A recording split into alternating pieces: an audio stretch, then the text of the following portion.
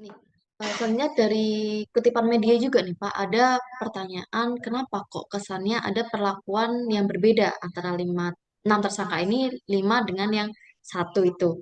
Karena yang lima bisa dilengkapi berkasnya, yang satu kenapa tidak gitu. Apakah ada kesulitan khusus yang dialami oleh kepolisian, ataukah memang hanya dalam mengamalkan saja? Dan bagaimana harapan kuasa hukum terhadap petunjuk jaksa penuntut kepada kepolisian ini? Bapak Anjar, silakan. Ya, betul. Jadi memang saya yang berstatement itu di media. Ya wajar karena dari akhirnya kan publik bertanya-tanya, termasuk keluarga korban kami pun bertanya-tanya, kenapa bisa demikian? Jangan-jangan ada perlakuan yang berbeda ya. Yang lima serius digarap, dikebut supaya bisa beda satu, yang satu ini, nah nanti dulu lah atau bagaimana. Hanya muncul spekulasi-spekulasi semacam itu. Atau jangan-jangan ini menyiasati memang secara teknis. Artinya apa? Terkait dengan penahanan misalnya. Kalau misalnya kemarin dilakukan penangguhan penahanan, statusnya tersangka nih, salah satu ditangguhkan penahanannya, dikeluarkan dari tahanan. Kan akan rame nih publik, termasuk lima sisanya juga akan ribut nih. Wah, kok enak nih yang satu bisa nggak ditahan, jadi tahanan kota misalnya, yang kami harus ditahan kan begitu. Nah, kami khawatir jangan-jangan proses-proses semacam ini adalah siasat ya, secara teknis hukum acara untuk kemudian bisa mengeluarkan, membuat orang nggak ditahan. Kan nggak salah. Kalau ditanya kenapa nih si AHL kok nggak ditahan, kenapa Direktur LIB nggak ditahan? Penyidik bisa menjawab dengan alasan hukum acara. Karena menurut hukum acara, masa penahanannya atau jangka waktu yang kami punya udah habis di penyidikan. Kalau nanti di kejaksaan atau di pengadilan mau ditahan lagi silakan. Kan begitu. Sementara yang lain lengkap gitu. Tapi dia nggak bisa disalahkan begitu saja karena dia bisa berlindung di balik alasan teknis jangka waktu penahanan itu tadi. Itu yang pertama. Yang kedua, kan menjadi lucu ya. Mereka ditetapkan tersangkanya bersamaan. Yang dikatakan Mas Yudi tadi sampai yang ngomongkan Kapolri langsung bersamaan. Mereka dilakukan penahanan itu juga bersamaan, semuanya pada tanggal 24 Oktober, kan begitu. Mereka dilimpahkan tahap satu ke kejaksaan berkasnya berenam bersamaan juga. Ada P18, P19 dari kejaksaan juga selalu bersamaan. Nah, yang menjadi pertanyaan besar ya, kenapa yang lima bisa selesai, yang satu kok tidak, itu loh. Ini kan menjadi misteri gitu loh. Nah, harusnya penyidik kalau nggak mau ada spekulasi-spekulasi atau tuduhan-tuduhan yang macam-macam, ya nggak perlu berlarut-larut. Meskipun sekarang-sekarang dia sudah keluar dari tahanan, segera selesaikan berkasnya, kemudian limpahkan, kan begitu. Nah, saya juga pengen nyinggung nih, selain soal apa perlakuan berbeda ya. Saya juga berpandangan objektif sebenarnya, bukan berarti dari keenam tersangka ini semuanya harus menerapkan pasal-pasal kesengajaan. Belum tentu, kita memang harus melihat porsi atau peran dari masing-masing tersangka itu ya, misalnya Direktur PT LIB, kemudian Panpel, kemudian Security Officer, belum tentu juga itu akan tepat ketika dikenakan pasal-pasal kesengajaan. Misalnya kita pasang pasal pembunuhan, misalnya kita pasal penganiayaan, kita pasang pasal kekerasan terhadap anak. Emang dia ada niat atau mens reanya untuk membunuh? Kan belum tentu. Nah, barangkali mereka bisa atau pas juga dikenakan dengan pasal-pasal kelalaian 359 dan 360 KUHP tadi. Kelalaian mengakibatkan orang mati maupun kelalaian mengakibatkan orang luka. Begitu juga tentang standar keamanan dan kelaikan pertandingan. Itu juga bisa berkaitan dengan Undang-Undang Keolahragaan, Undang-Undang 11 tahun 2022. Nah, tapi saya ajak coba kita lebih fokus ke arah petugas keamanan. Jadi begini, sejak diskusi panjang dengan berbagai pihak, saya selalu berkata, oke, taruhlah penyebab terjadinya korban di Kanjuran ini ada beberapa faktor ya. Ada yang bilang karena stadionnya tidak layak. Oke lah, kita ambil itu sebagai faktor mungkin. Kedua, ada tadi yang disampaikan di singgung Mas Yudi tentang kondisi pintu yang terkunci, padahal secara SOP nggak boleh. Saya juga sepakat, mungkin di sana ada kelalaian ya. Kelalaian tidak memperhatikan atau mungkin mensurvei begitu untuk menentukan stadion ini layak nggak untuk bid match. Oh, udah nggak layak, harusnya nggak di sini. Itu mungkin seperti itu.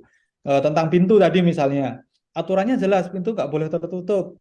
Tapi kok di sana nggak dijaga, sehingga akhirnya ada pihak yang menutup atau mungkin ada yang sengaja menutup. Di situ ada petugas security officer yang lalai, oke, mungkin kami masih bisa menerima. Nah, jangan lupa ada faktor lain tentang gas air mata, begitu, yang itu sudah dikatakan oleh Komnas HAM dan juga TGIPF itu adalah pemicu utama. Nah, bagaimana? Saya runtut logikanya. Kalau kita beralasan stadion yang tidak layak, ya, perlu kita ketahui Kanjuruhan digunakan untuk pertandingan itu bukan hanya sekali kemarin yang ada tragedi, sudah belasan tahun ada perhelatan sepak bola di sana, berkali-kali juga ada beach match dan nggak pernah jatuh korban sedemikian banyak. Artinya, kalau yang dijadikan alasan jatuhnya korban itu adalah stadion yang tidak layak, itu menurut saya kurang tepat. Kalau stadion yang kurang layak adalah salah satu faktor, saya mungkin masih sepakat. Tapi dia bukan penyebab utama. Nah, kalau diskusi kita hari ini ngomong hukum pidana, kita kan mengenal asas kausalitas ya. Kita harus mencari tahu sebab akibat ya. Mana yang menjadi prima kausalnya, mana yang menjadi penyebab utama terjadinya suatu akibat gitu. Nah, kita tarik kalau akibatnya kematian ya. Kita tarik ke soal stadion nggak layak. Kalau stadion nggak layak mengakibatkan kematian, sejak dahulu kala, belasan tahun yang lalu di Kanjuruhan ada pertandingan tidak serta-merta mengakibatkan orang mati gitu loh. Apalagi dengan jumlah yang sebegitu banyak. Artinya itu nggak relate, tidak ada korelasinya, tidak ada kausalitasnya secara langsung. Kemudian kita bergeser ke faktor yang kedua. Misalnya tadi dikatakan soal pintu yang terkunci. Oke, saya sepakat itu dianggap sebagai faktor. Tapi kita kembali lagi lihat kausalitasnya. Apakah pintu yang terkunci menjadi penyebab terjadinya akibat kematian tadi atau luka? Ya, kalau saya lihat dari pintu yang terkunci mungkin kalau dari beberapa CCTV yang sudah kami lihat juga sebenarnya bukan terkunci ya, tapi sebenarnya itu manusia yang stuck di sana, jadi nggak bisa membuka lagi. Tapi ada juga kesaksian orang yang mungkin melihat dengan kepalanya seolah-olah itu sudah terkunci pintunya. Tapi kalaupun benar itu terjadi terkunci, kita kembali lagi, apakah itu menjadi kausalitas jatuhnya korban, baik jiwa maupun luka? Saya rasa bukan juga. Artinya apa? Mungkin kalau hanya sekedar terkunci saja pintunya, peristiwa Kanjuruhan ini ceritanya bukan kematian gitu ya. Mungkin penonton atau supporter yang terkunci, kan begitu.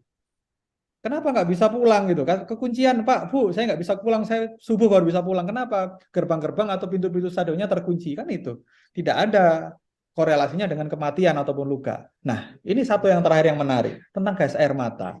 Gas air mata inilah kalau yang menurut kami adalah prima kausalnya, penyebab utamanya terjadinya suatu akibat. Ya, kita tahu ada penelitian ya yang sudah dirilis juga dari Komnas HAM ada, terus juga dari media Kompas juga ada tentang bagaimana kandungan gas air mata itu. Kan begitu. Bagaimana ketika gas air mata itu ditembakkan ke suatu tempat yang dia bisa kita katakan tidak bagus sirkulasi udaranya. Di tribun itu kan orang penuh sesak itu.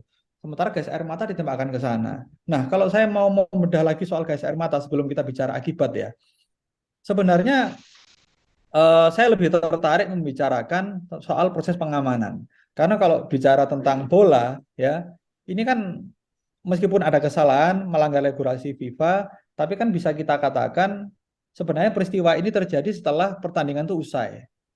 Artinya sudah close di sana urusan bola. Para pemain sudah keluar semua, tinggal yang ada di lapangan ini adalah para supporter dan juga mungkin petugas panitia, ya, petugas keamanan itu yang terjadi. Sehingga untuk urusan pertandingan sudah selesai, hasilnya sudah ada, pemainnya sudah keluar semua, officialnya sudah keluar semua, wasitnya udah nggak ada di lapangan semua. Sekarang tinggal supporter dan juga panitia penyelenggara dan panitia keamanan. Sekarang saya akan lebih fokus lagi. Oke, kami nggak pungkiri, memang ada penonton atau supporter yang masuk ke tengah lapangan, sempat masuk ke tengah lapangan. Alasannya untuk memberikan semangat. Ya terlepas itu juga mungkin salah secara apa regulasi keolahragaan ya atau regulasi sepak bola, bis investment juga salah. Tapi yang perlu diingat itu kan bukan pidana, melanggar mungkin ya disiplin ya, tapi mungkin bukan pidana. Nah, yang menjadi persoalan adalah reaksi aparat terhadap orang yang masuk ke dalam stadion inilah yang berlebihan gitu loh. Itu yang kemudian kita sebut sebagai excessive use of power, penggunaan kekuatan yang berlebih. Di mana letak excessive use of power-nya? Kan begini, pada saat ada orang masuk supporter satu dua kemudian bertambah lagi masuk. Nah, penanganannya ini yang mungkin kurang humanis atau terlalu reaktif ya, sehingga memicu terjadinya kericuan di tengah lapangan. Itu tidak kita pungkiri. Tapi sekali lagi saya meneruskan yang disampaikan Mas Yudi tadi, ini akan masuk akal ketika polisi memberikan tindakan kepolisian secara tegas kepada mereka yang masuk ke dalam lapangan. Ini perlu digarisbawahi. Artinya mereka yang turun ke lapangan kemudian dianggap ricu, silakan saja ditindak. Ya, mau dipukul mungkin, mau dipentung, mau ditendang mungkin, mau ditembak gas air mata mungkin, selama itu terukur dan bisa dipertanggungjawabkan silakan. Tapi yang menjadi persoalan besar di Kanjuruhan ini sekali lagi yang ditembaki ini bukan mereka yang ada di tengah lapangan, bukan cuma mereka yang di tengah lapangan. Yang ditembakin ini adalah mereka yang ada di tribun. Ini loh persoalan besarnya gitu loh. Apa urgensinya, apa perlunya petugas keamanan, khususnya Polri ya, yang membawa gas air mata itu menembakkan ke arah tribun gitu loh. Sementara yang tadi dikatakan ada kericuan kan di tengah lapangan. Kalau yang ditembak yang di tengah lapangan kemudian ada korban luka, korban meninggal, itu mungkin masih ada hubungannya ya. Wajar. Oh, kamu mungkin menyerang petugas, kamu mungkin merusak fasilitas umum sehingga kamu ditembak. Wajar. Nah, kalau sekarang ditembak yang di arah tribun, seperti saya jelaskan tadi, mereka di sana pasif. Mereka nggak ikut turun ke tengah lapangan. Mereka nggak sedang tawuran. Di sana banyak ibu-ibu, banyak anak kecil, banyak balita juga yang meninggal, yang tidak tahu apa-apa. Nah, apa perlunya gitu loh. Kalau kita menarik kembali sebenarnya polisi juga punya batasan-batasan dalam penggunaan kekuatan kepolisian. Secara internal mereka punya Perkap nomor 1 tentang 2009 tentang penggunaan kekuatan kepolisian ya. Di sana ada step-stepnya kapan penggunaan zat kimia mulai semprotan merica dan juga gas air mata bahkan senjata api itu boleh digunakan. Nah, kalau kita bisa bedah bersama, kita bisa pelajari bersama. Disampaikan di sana, gas air mata itu adalah penggunaan kekuatan kepolisian tahap kelima. Di sana ada prasyaratnya. Kekuatan kepolisian tahap kelima itu boleh dilakukan manakala menghadapi tindakan yang agresif. Apa tindakan yang agresif itu? Tindakan agresif itu adalah tindakan orang yang membahayakan atau mengancam keselamatan petugas, itu satu. Mengancam keselamatan masyarakat. Dua, mengancam atau merusak fasilitas umum.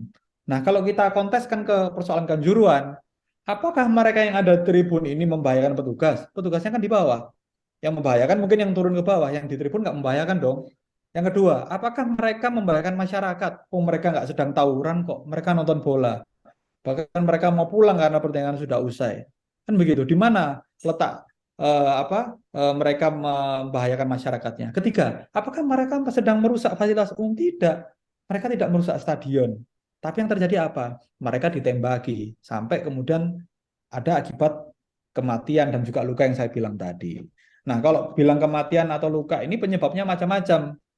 Tidak sepenuhnya benar yang disampaikan oleh TGPF dan Komnas HAM yang dibilang karena tembakan gas air mata itu ada kepanikan yang membuat mereka berhimpit-himpitan begitu, berebut keluar melewati pintu-pintu itu sehingga banyak terinjak-injak yang meninggal. Padahal kalau kami ketahui berdasarkan cerita dari para saksi, nggak sepenuhnya benar gitu loh. Bahkan mereka yang di tribun sudah kolaps berjatuhan pun banyak.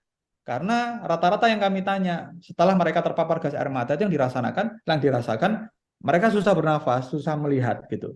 Yang tidak kuat langsung kolaps gitu. Nggak perlu saling berdesak-desakan, terinjak-injak pun mereka sudah kolaps. Bahkan kepolisian yang meninggal kan ada juga dari Polri 2 orang yang meninggal. Itu sekali lagi mereka bukan karena dikeroyok gitu loh. Bukan karena dipukuli oleh supporter, bukan karena terinjak juga. Polisi itu saksi mata mengakui mereka membantu mengevakuasi orang-orang, membantu ibu-ibu anak kecil ini. Mungkin karena kondisi paparannya semakin pekat, mereka ini nggak kuat kolaps juga. Itu yang terjadi gitu loh. Nah, makanya tadi saya bilang, kan saya tadi jelaskan di awal, di berkas perkara yang P21, itu korban yang ditarik sebagai saksi atau saksi korban, ini hanya saksi patah tulang. Saya khawatir ini berkaitan erat untuk menguatkan narasi yang selama ini dibangun, bahwa gas air mata itu tidak berbahaya, yang mengakibatkan kematian itu bukan gas air mata, tapi berdak-desaan. Berdak-desaan itu kalau nggak terinjak mati, ya patah tulang kan begitu. Padahal tidak. Bagaimana mereka matanya merah? Bagaimana mereka yang nonton bola berangkatnya sehat walafiat pulang punya penyakit di paru-paru, ya kan? Bagaimana mereka yang kolaps di tribun itu belum pernah terungkap gitu loh. Padahal perkara pidana itu harus membuka semua seterang-terangnya. Secara material harus diungkap. Tidak boleh itu diarahkan untuk mendukung skenario tertentu. Ya bisa jadi dugaan-dugaan atau spekulasi-spekulasi saja akhirnya benar. Jangan-jangan ini pesanan ya. Sudah arahkan saja supaya kesannya semacam ini. Ya dibikin saja supaya begini gitu. Nah, pada intinya kami sebenarnya nggak terlalu kok nggak terlalu muluk-muluk juga. Yang dinamakan usut tuntas kami hanya ingin ya buka peristiwa ini seterang-terangnya, jangan ada ditutupi, ya. Kemudian proses adili semua pihak yang bertanggung jawab gitu loh. Tidak ada yang istilahnya diamankan, yang ini nggak masuk, yang ini saya tidak. Jangan tebang pilih, semuanya harus diadili. Satu kata ya, satu lagi terakhir. Yang paling sederhana saja, soal penembak gas air mata sampai detik ini kita nggak tahu siapa, mana orangnya. Mereka belum tersentuh hukum gitu loh. Ketika kami tanyakan ke Polda Jatim, jawabannya apa? Ini nggak bisa dipidana karena ada pasal 51 KUHP, tidak dapat dipidana orang yang menjalankan perintah jabatan. Loh, kita tahu sesama orang hukum ya. Harusnya pasal-pasal atau yang berkaitan dengan alasan pemaaf dan pembenar itu kan soal nanti di pengadilan membuktikan. Kuncinya pasal 51 apa sih? Tidak bisa dipidana. Menentukan orang dipidana atau tidak pidana itu bukan urusan polisi, itu urusan hakim nanti di pengadilan. Artinya apa? Tetap proses dong. Para penembaknya ini jadikan dia tersangka, dilimpahkan juga ke kejaksaan, disidangkan. Soal nanti di sidang dia terbukti ternyata hanya melanggar perintah jabatan, silakan dibebaskan. Kan gitu. Karena dia nggak bersalah. Tapi kalau ternyata dia nggak melakukan perintah jabatan, ya tetap harus dipidana. Pada akhirnya kan begitu. Sama persis kalau saya contohkan dengan kasusnya Joshua. Si Richard Eliezer itu bisa jadi dia berdalih hanya menjalankan perintah jabatan. Dia seorang anak buah yang diperintah oleh Jenderal Bintang 2 untuk menembak, kan begitu. Tapi kan Richard juga tetap diproses. Pengadilan akan menentukan meskipun ada pasal 51. Ini yang tidak terjadi di peristiwa Kanjuruhan. Polisi tidak mengembangkan penyidikan, tidak menetapkan para eksekutor penembak sebagai tersangka dengan alasan pasal 51. Ini menurut saya adalah alasan yang mengada-ada. Itu Mbak Afi.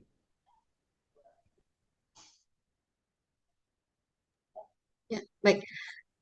Terakhir nih Pak, menurut Bapak, tadi kan kalau menurut Bapak Anjar mungkin akan ada tambahan tersangka, tidak hanya 6 orang saja, mungkin akan terus bertambah seiring jalannya waktu, sering jalannya kasus ini bergulir gitu ya Pak.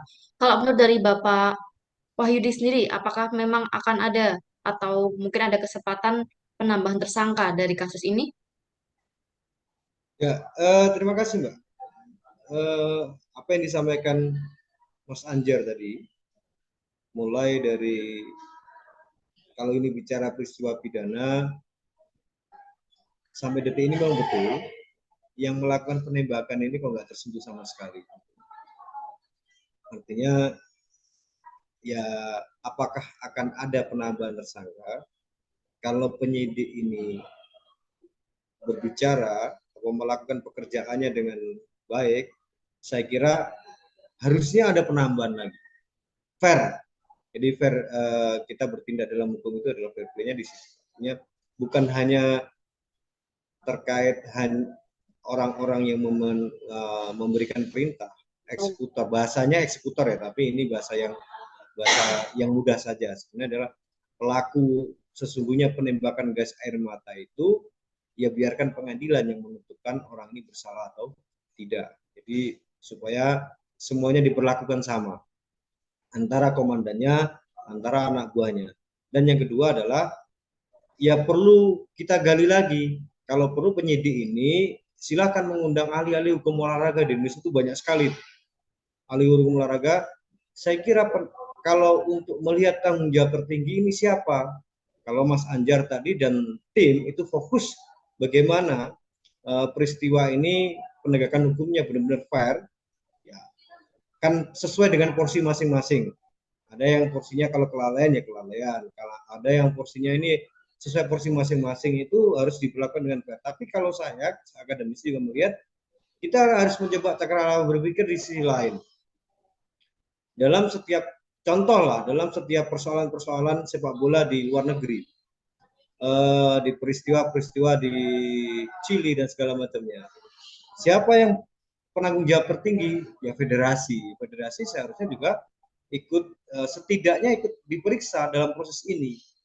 Bagaimana apakah federasi ini perlu melakukan verifikasi lagi? Apakah itu dilakukan? SOP itu dilakukan enggak? Federasi mengontrol PT Liga ini dilakukan atau enggak? Ya mungkin pasalnya tidak sengeri dengan orang-orang yang di lapangan, tapi setidaknya ini harus tanggung jawab moral federasi ini. Dan ada tanggung jawab hukum juga, bukan hanya di situ. Saya kira kalau mau mencari penyidik ini mau secara detail tentang peristiwa Kanjuruhan ini tidak berhenti sampai ke 6 tersangka ini. Ada penambahan tersangka-tersangka lain. Setidaknya seperti disampaikan Mas Anjar tadi adalah orang yang melakukan penembakan gas air mata sampai 45 kali loh, bayangkan. Dan itu mungkin nggak satu orang. Itu nggak mungkin satu orang. Kalau siapa yang nembak kan gampang. Era sekarang, era media sosial, netizen, teman-teman Aremania yang ada di lokasi itu kan juga banyak yang melakukan record ya di lokasi di dalam, itu gampang, sederhana itu. Nah, apakah kalau dari yang disampaikan Mas Anjar tadi, penyidik Polda Jatim mengatakan itu pasal 51, bagi saya ya kurang tepat ditetapkan di awal. Sudahlah, dia ditetapkan dulu, bahwa yang menetapkan dia bersalah atau tidak itu biar majelis hakim. Termasuk nanti sisi yang lain, PT Liga Indonesia itu di bawah siapa? Di bawah federasi. Kalau AHL ini sebagai tersangka, pertanggungjawabannya AHL ini kan kepada federasi. Maka federasi ini setidaknya juga ikut diproses. Perkara nanti di pengadilan tidak terbukti ya dibebaskan sama hakim karena tidak terbukti ikut bersalah dalam proses kanjuran, itu urusan lain. Setidaknya tanggung jawab korporasi itu dari atas sampai ke bawah, jangan kemudian panpelnya saja yang habis-habisan nih. Panpel kasihan nih, saya bilang panpel itu habis-habisan nih, dia melakukan kinerjanya dan segala macamnya sebaik mungkin. Ada peristiwa kemudian ya mohon maaf ya, ini saya sedikit komentar di luar pidana, kalau ada keuntungannya ya enak nih bagi-bagi, tapi kalau ada persoalan di sini kok seakan-akan federasi ini dan PT Liga lepas tangan, nggak bisa dong.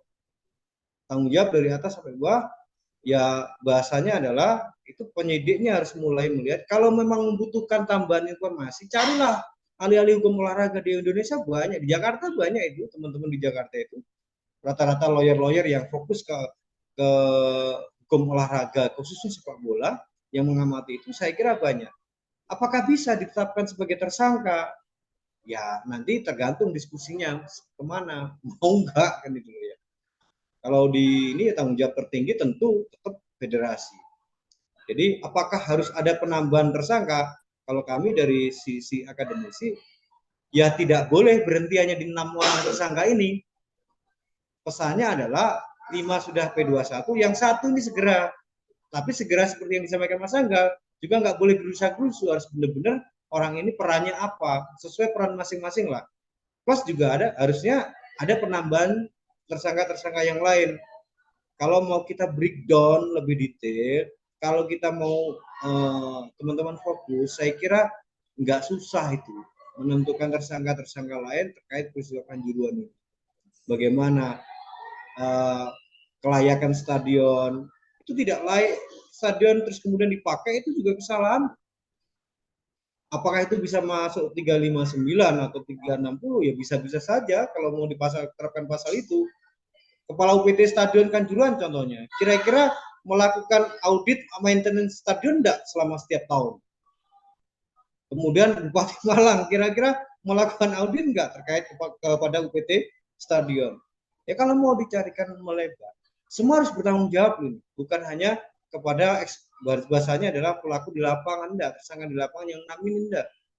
Kalau ini supaya tidak terjadi lagi di kemudian hari, saya khawatir peristiwa-peristiwa ini muncul lagi di tempat-tempat lain meskipun korbannya dalam jumlah kecil, nggak sebesar di Kanjuruhan. Cukuplah Kanjuruhan peristiwa ini terjadi di sepak bola Indonesia. Jangan sampai peristiwa-peristiwa ini terjadi di tempat-tempat lain. Kalau mau diaudit sertifikat layak fungsi stadion, saya kira dari seluruh 18 tim Liga 1 itu paling hanya 10% yang layak. Paling loh ya. Tapi saya kan nggak punya data. Kalau PSSI, Federasi, PT Liga mau membuka data itu ke publik, itu keren. Jadi keren. Jadi masyarakat akan tahu, saya mau nonton nih pertandingan A dan B. Wah ternyata nggak layak, ya sudah saya nggak jadi berangkat, saya nonton di televisi saja daripada sisi keamanannya nanti tidak terjamin. Gitu Mbak, harusnya ada penambahan tersangka lain di luar 6 tersangka yang sudah ditetapkan. Kalau perlu memang, ya lagi-lagi kalau pertanyaan di tempat-tempat gini, siapa yang bertanggung jawab peristiwa ini? Saya selalu mengatakan ya penanggung jawab tertinggi peristiwa ini ya federasi. Gitu Mbak.